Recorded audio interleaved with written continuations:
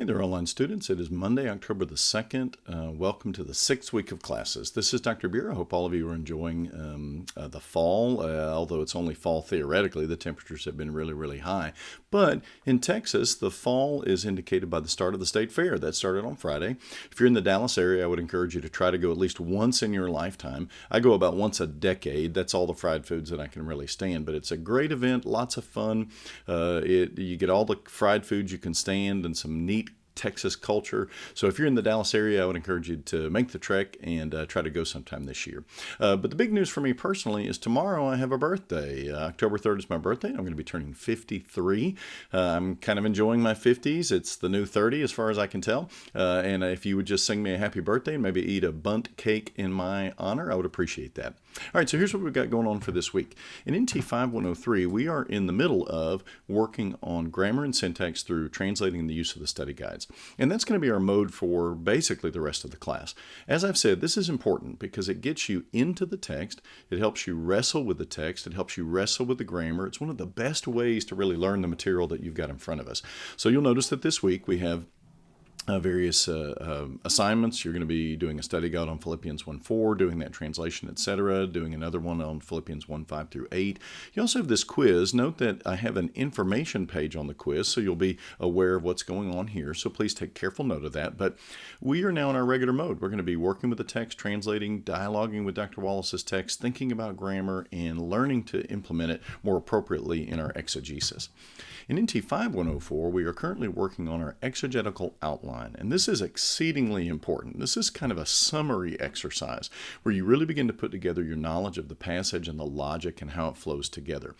A couple of things about it, though. You'll note that in order to do this assignment, you must also revise your structural layout because the exegetical outline in our system is based on the structural layout. So you must take to heart the instructions, the corrections that I gave you on the structural layout, revise that, and use that as a basis for your exegetical outline. Now, exactly how you'll do that will be shown in the videos that you watch and in the reading that you do, but you've got to make sure that that is strong because the exegetical outline flows out of that, and then it puts the logic of everything together in a way that can be readily and properly understood.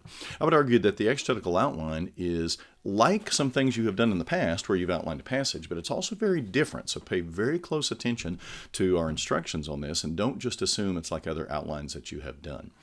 In NT 5110, let me pull that up. We are currently working on we are working on the canon of the New Testament. I mentioned to you last week that this is one of my more interesting, or one of the topics I'm more interested in this class because it's kind of a intriguing topic. It's something that's in common discourse today as we talk to people. You'll notice that the big thing here is the research paper bibliography, and I've pointed this out to you already, but please review this page that tells you the particulars of what we want you to do in this assignment.